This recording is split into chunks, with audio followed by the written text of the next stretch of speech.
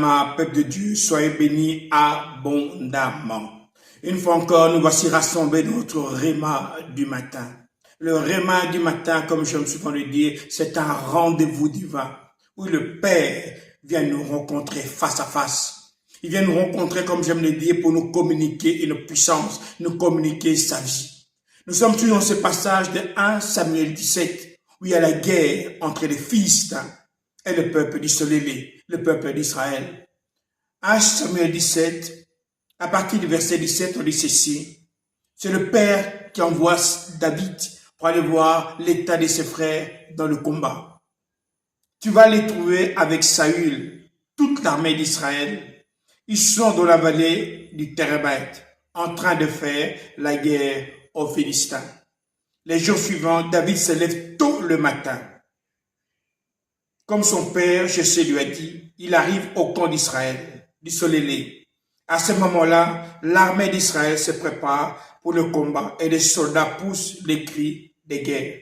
Les Israélites et les Philistins se mettent en ordre de bataille. Ici, on nous montre un scénario, une scène qui est quand même exceptionnelle. On dit que David, son père, lui dit, va à tel endroit.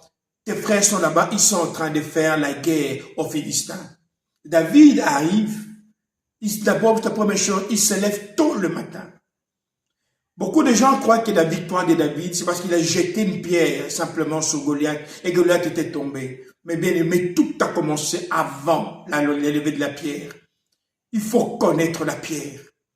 Tôt le matin, David se lève. Ça veut dire que David avait compris le secret du matin. Bien aimé, le réma du matin est un rendez-vous qui te communique une puissance que beaucoup de gens ignorent. Beaucoup de gens négligent la prière du matin. Pourquoi? Parce que la Bible nous dit, mon peuple périt faute de connaissance.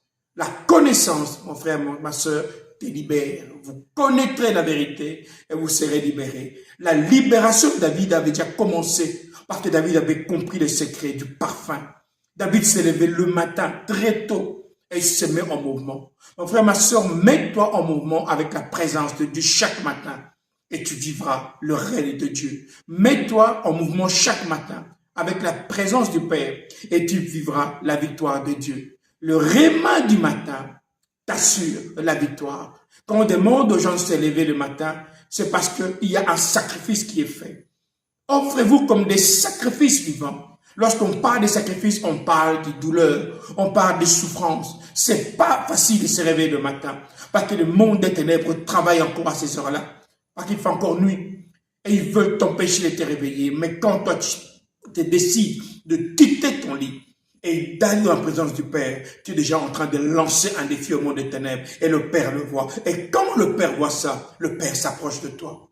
Il dit, qui enverrai-je et qui parlera pour nous? Quand il te rencontre, c'est toi que le Père va envoyer et c'est à toi que le mystère caché va être donné. Le réma du matin, c'est un réma où on entend des choses cachées que l'œil n'a vu, ni l'oreille entendu. Ici, votre pasteur Nkosi Congo. Alors je vous dis, salama, salama, salama.